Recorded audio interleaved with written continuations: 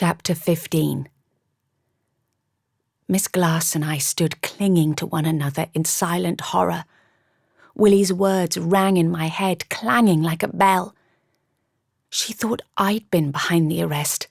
They all did, including Matt. Yet it wasn't that which made me feel sick to my core. It was Willie's desperate pleas, her wild, fanciful claims that he would die without that watch. There must be medicine inside it, not opium as I first thought. I handed Miss Glass over to Polly, who emerged from the rear of the house with raw fear in her wide eyes.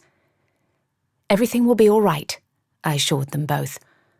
My calm and confident voice seemed to rally Polly at least. "Take Miss Glass upstairs," I told the maid. "See that she has everything she needs." I felt anything but calm and confident. I couldn't stop shaking. He needed the watch or he'd die. I picked it up by its chain. A wave of heat washed over me, rushing up my arm from my hand. I dropped the watch and jumped back. It throbbed once, then stilled. Throbbed? Inanimate objects did not throb. They didn't grow warm. They weren't alive. I must have been mistaken. I picked up the watch again. Once more, heat flooded me, beginning at my hand and travelling up my arm with such speed and force that my breath whooshed out in surprise. But I didn't let go. I cradled it in my palm, its chain dangling between my fingers. The case pulsed like a heart restarting after a stoppage, but did not do so again. It remained warm, though not as hot as it had been on initial touch, and I could feel the warmth through my entire body, as if my veins carried it along with my blood. When Matt held the watch, his veins glowed, but mine did not. It was an incredible device. I couldn't feel any medicine seeping into me, yet somehow it must be able to emit a substance. I turned it over and studied the back. There were no distinguishing features, no holes or slits for medicine to seep through. I opened the case. My breath hitched, not because it was filled with medicine, but because it wasn't. The watch looked like every other watch I'd ever worked on. The dial and hands were simple, plain, the Roman numerals clearly marked in bronze. I took it up to my rooms and used my tools to open the housing at the dressing table. The mechanism consisted of wheels and screws, tiny springs, pinions, and an escapement just like an ordinary watch. I'd worked on hundreds like it. Any watchmaker could have made it. According to the etching in the metal, it was made by A.W. Waltham, New York. New York. It was an American watch. So why was Matt scouring London for his watchmaker? Surely he'd looked inside the case and seen the maker's name. I closed the watch case and stared at it for a long time. Somehow this watch grew warm when I touched it, and when Matt did too. Somehow it came to life, and somehow it was responsible for keeping Matt alive. Magic. The word flitted through my mind like a butterfly, daintily and carefully at first, but growing louder, stronger with each passing second. I tried to dismiss it, but couldn't. I slipped the watch into my waistcoat pocket, where it soon warmed the skin over my lower ribs. I raced downstairs and out the door.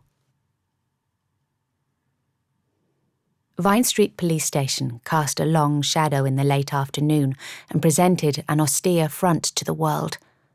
Iron bars covered the windows at street level, and a bobby stood at the door, stiff and tall. More visitors than I would have expected came and went, though there were few constables.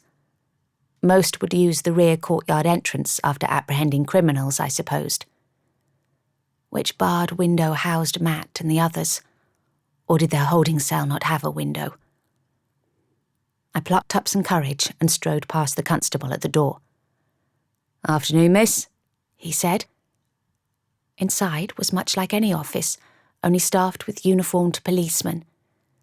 Behind the long front counter ranged several desks, and I spotted no less than 4 doors leading into the wings of the vast building. I inquired after Matt at the counter, where the bushy-browed policeman glowered back at me. "It's not allowed visitors," he said, returning to his paperwork. The watch in my waistcoat pocket throbbed. "Can you give him something for me?" "No," he said without looking up. I blew out a breath. "I only need to see him for a moment. You can have someone accompany me to make sure I don't help him escape." My attempt at a joke was met with a scowl. He picked up his pen and dipped it into the inkwell. The scratching on the ledger page grated on my already taut nerves. "May I speak with Detective Inspector Nuns?" I asked. Regarding Mr. Matthew Glass?" "No." "Why not?" "Because you're going to waste his valuable time by asking him if you can visit Glass in the holding cells, and he's only going to tell you the same thing I have. No." "You could at least look at me when you speak to me." He lifted his gaze, but not his head.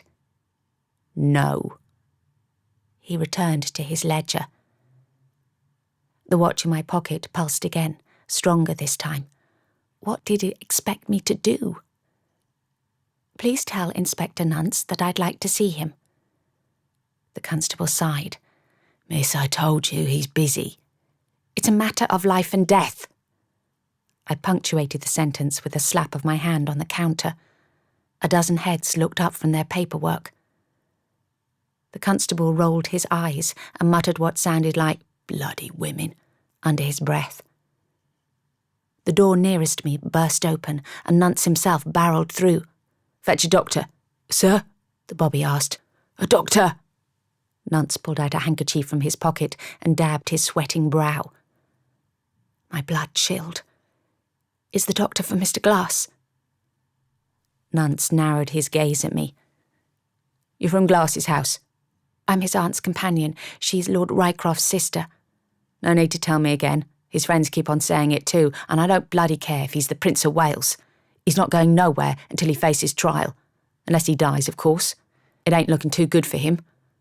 "Oh, God." I clutched my throat and gathered my scattered wits. "Please, Inspector, I need to see him, for his aunt's sake." I had an idea, and before he could refuse me entry, I said, "I have his medicine." "What sort of medicine?" "It's in this vessel." I pulled out the watch. "I know it doesn't look medicinal, but American manufacturers like to make their medicine bottles into novelties, so Mr. Glass tells me. Please don't ask me to open it." "I'm not sure it'll be able to help him," Nuns said. "He's unconscious." I covered my gasp with my hand. Tears welled in my eyes. "It's not too late. Please don't let him die, sir, when help is at hand." He lifted the barrier. "Come through." He had the constable check me for weapons. When he gave the all clear, I hurried after Nuns, along lime-washed corridors and past wooden doors, all closed. Each door housed a small rectangular panel designed to slide open and allow communication between those inside and those without. Someone thumped on one of the doors as we passed, and others called out, their voices muffled by the thick walls.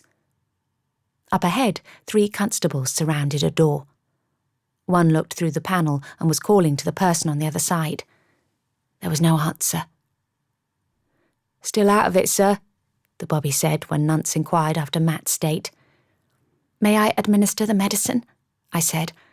"I'm a trained nurse," I added as inspiration struck. "That's why I'm companion to his aunt. She requires nursing from time to time." He hesitated. "Come now, sir, what do you think will happen? Your constable has checked me for weapons. Mr. Glass is incapable of standing, let alone fighting, and I'm a mere woman surrounded by policemen." "Sir, it looks like he's stopped breathing," the constable at the door said. The blood drained from my face. I bit on my lower lip, but couldn't stop it wobbling. "Open the door," Nuns said. "Let her in." The constable seemed to take an age to find the right key hanging from the ring at his belt. Finally, he placed it in the keyhole and unlocked the door. I pushed it open myself and ran to Matt, stretched out on the floor on his side. The red gash on his lip and the blue-black bruise around it stood out starkly against his deathly pale face. He was so still, I feared it was too late. Then he exhaled, albeit weakly. I heard the policeman come in behind me, but none spoke as I pressed the watch into Matt's hand. I cradled his head and shoulders in my lap. With my back to the policeman and his hands covered by my skirts, his exposed skin was shielded from sight. Inch by inch, his body warmed, beginning with the hand that held the watch.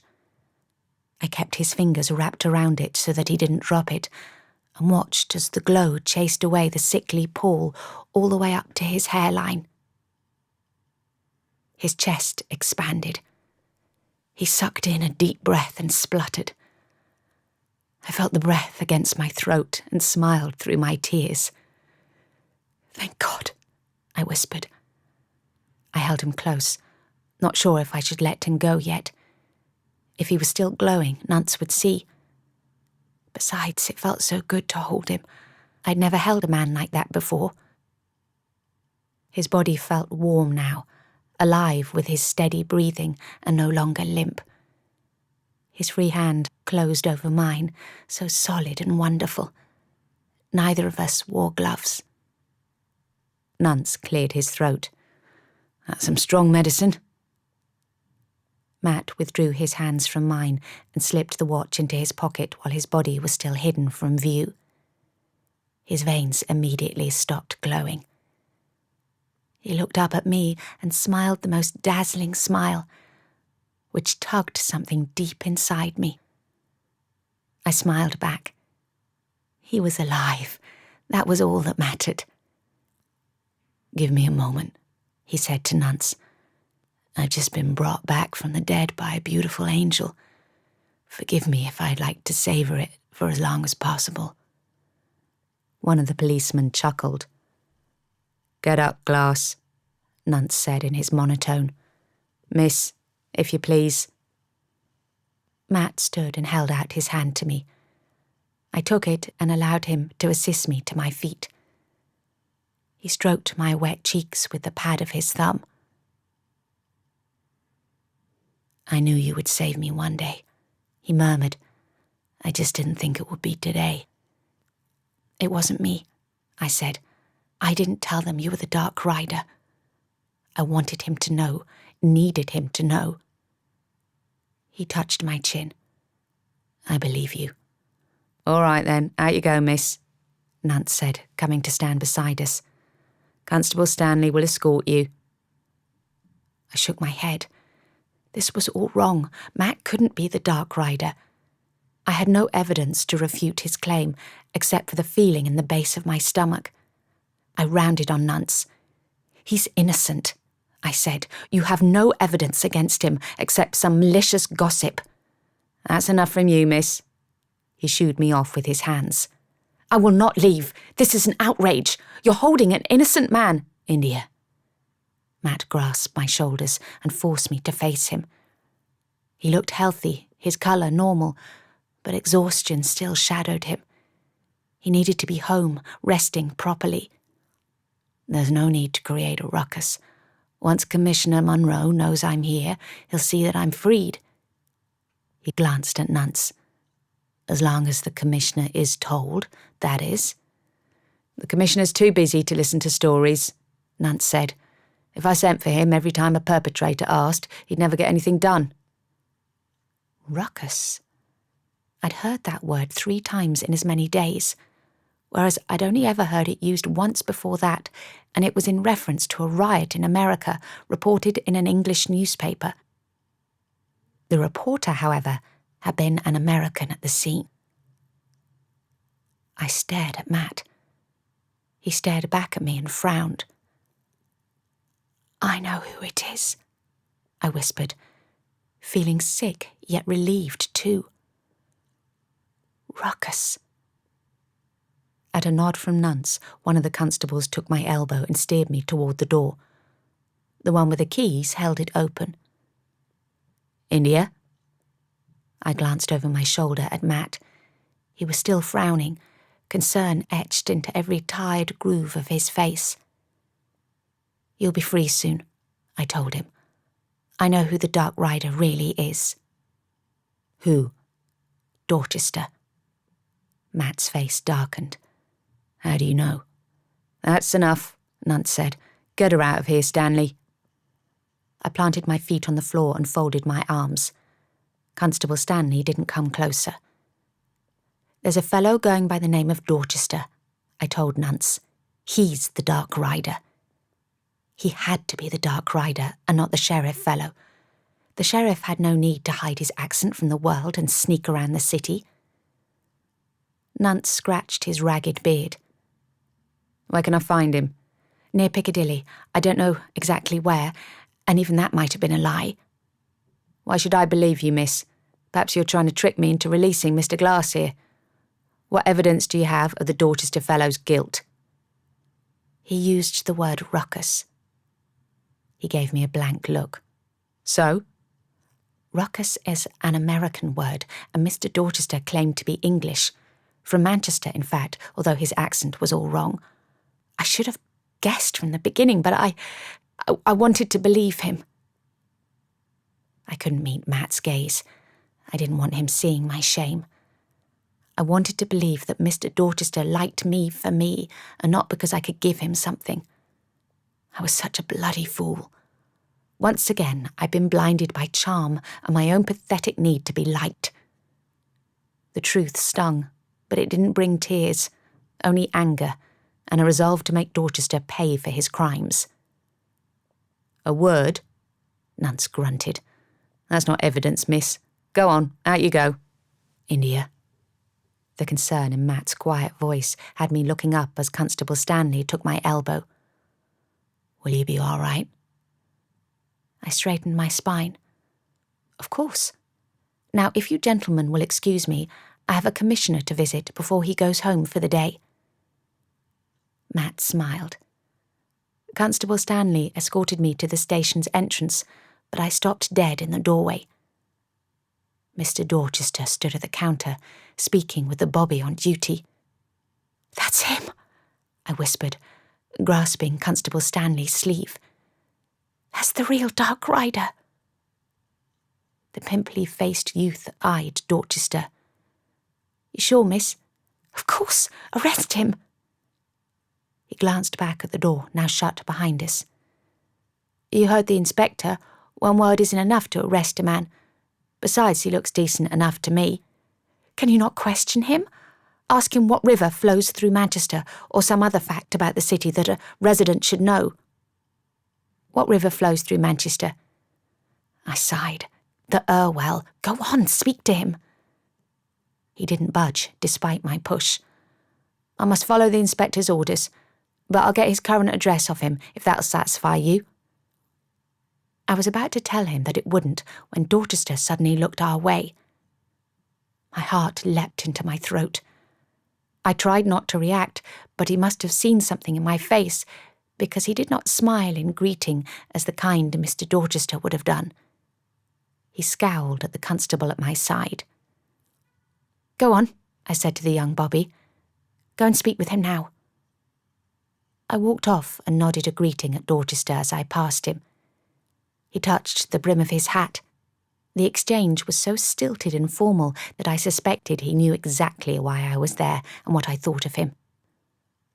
I rushed out, determined to get far away from him as quickly as possible. The sun had dropped behind the buildings, shrouding the street in eerie grey-green shadows. I glanced over my shoulder, but Dorchester had not emerged from the police station. I turned on to busy Piccadilly Street, where I blended in with the other pedestrians heading home or to railway stations and omnibus stops after work. There were many routes to Victoria Embankment from Vine Street, some of which would have brought me to New Scotland Yard faster, but I remained on the busier streets for safety. Even though several glances over my shoulder proved that Dorchester wasn't following me, I didn't want to take the risk. There was something comforting about the imposing edifice of the clock tower that housed Big Ben in its belfry. It was visible beyond the new headquarters of the Metropolitan Police, and stood confidently amid the bustle of carriages, carts, and pedestrians below, just as it had done all my life. My father used to bring me to see it and explain how the giant clock operated on the same principles as my own pocket watch. A pocket watch that suddenly chimed in my reticule. A watch that had never chimed before and wasn't designed to. I opened my reticule, but something smacked into me from behind, propelling me forward. It happened so fast that I managed nothing more than a gasp before a gloved hand clamped over my mouth. In the inky shadows of a deep recessed doorway, he pressed my back against the cold bricks. Although I couldn't see his face, the man had the same height, build, and scent of Dorchester. He must have known I would come here, and he'd taken a quicker route. "You stupid fool," he growled in a low voice that was very different to the one I was familiar with. It was hard and cruel with an American accent. "You should have kept your nose out of Glass's business, out of my business."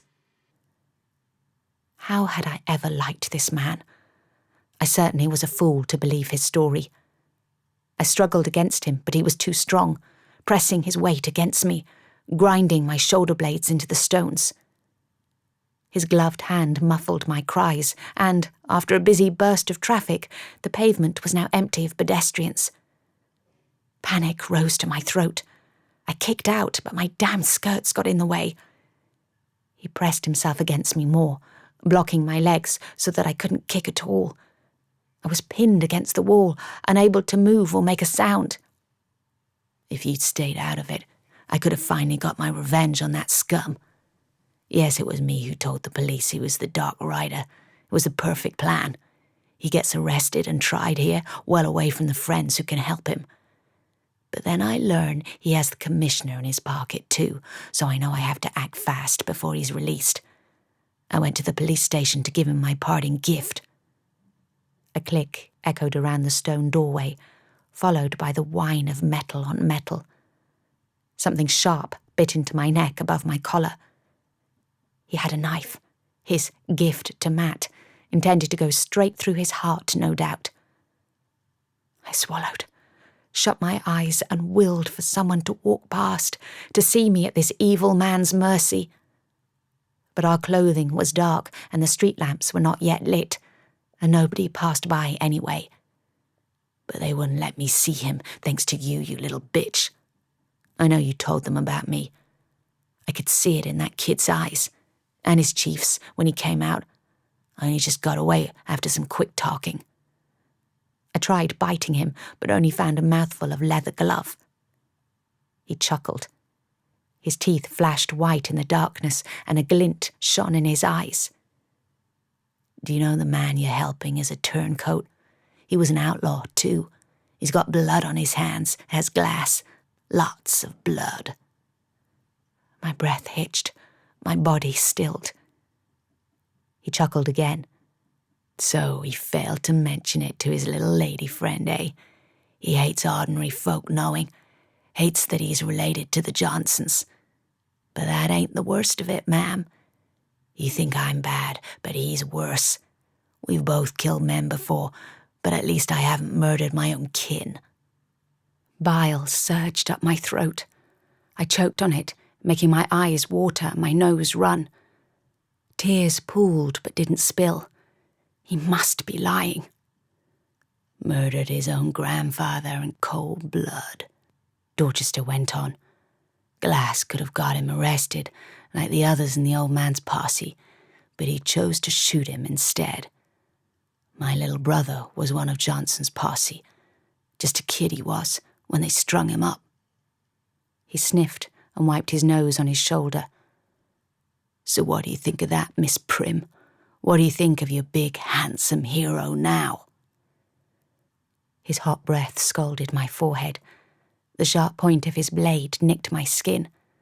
Blood trickled into my collar. I whimpered and shut my eyes. My watch chimed again, louder this time. I prayed someone heard it and became curious. But no one walked past. "He ain't gonna rescue you now," Dorchester said, chuckling. He's all locked up, getting a taste of his own medicine. Pity he'll probably get out sooner or later. But when he does, he's gonna find his pretty little friend was the victim of just another London murderer, right here under Scotland Yard's nose. He took someone from me, so I'm gonna take someone from him. I wanted to scream at him that I hardly knew Matt, that I wasn't important to him, but I wasn't sure it would have mattered. Dorchester hated me for being on Matt's side, for bringing attention to him now. He wanted me dead, and no amount of pleading would make a difference. With my mouth covered, I couldn't even try. He pressed the blade again. Fresh blood oozed and trickled down my neck. I shut my eyes and prayed for my soul. There was nothing more I could do.